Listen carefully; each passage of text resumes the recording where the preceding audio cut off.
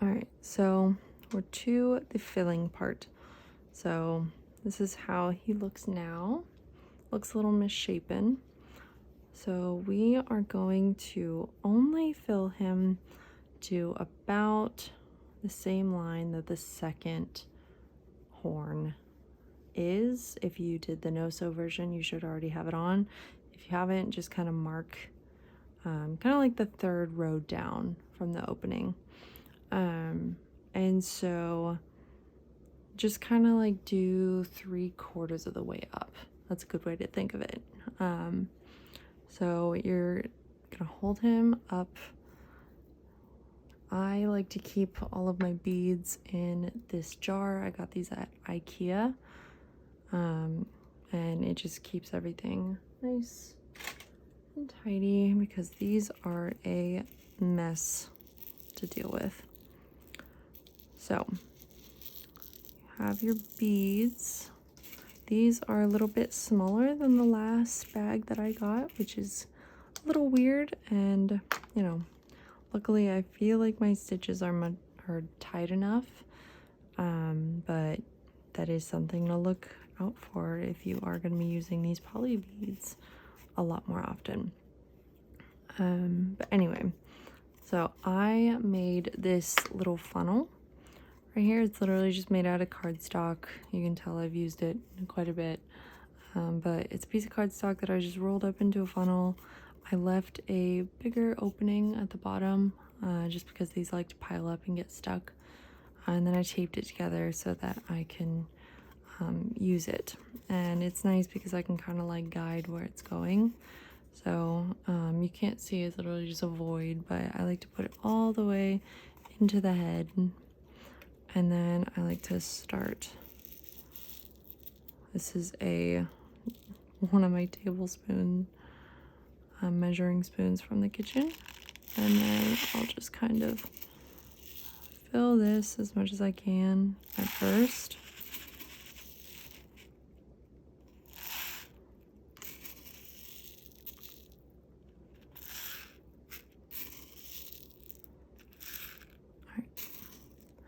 That's good. And then I'm just going to kind of shimmy them, let them fall naturally.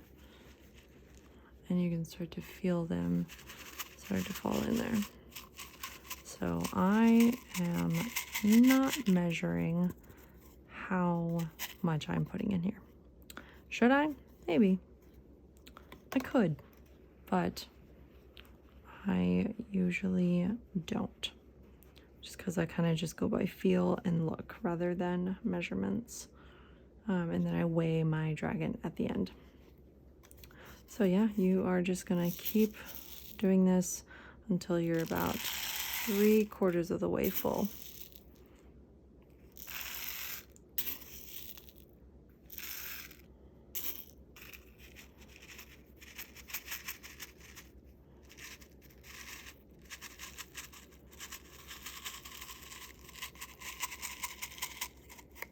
And then this funnel tends to fold in on itself, so just be careful whenever, especially whenever you're getting to the smaller parts, is if you lift it up and it's been folded, a bunch of beads will fall out.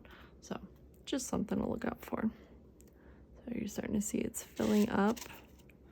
So I like to kind of go down into the head and kind of just shimmy it around, let the beads fall further into the head to make sure that the head is nice and full. But you want to make sure that the head is still keeping its shape.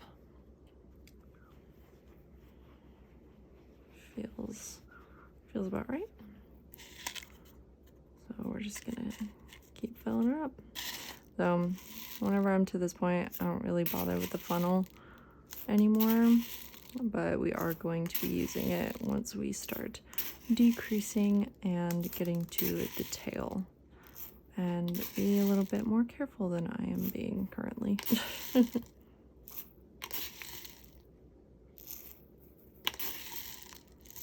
All right, that's about good for now. It's about as comfortable as I feel doing that. So we are filled right about there.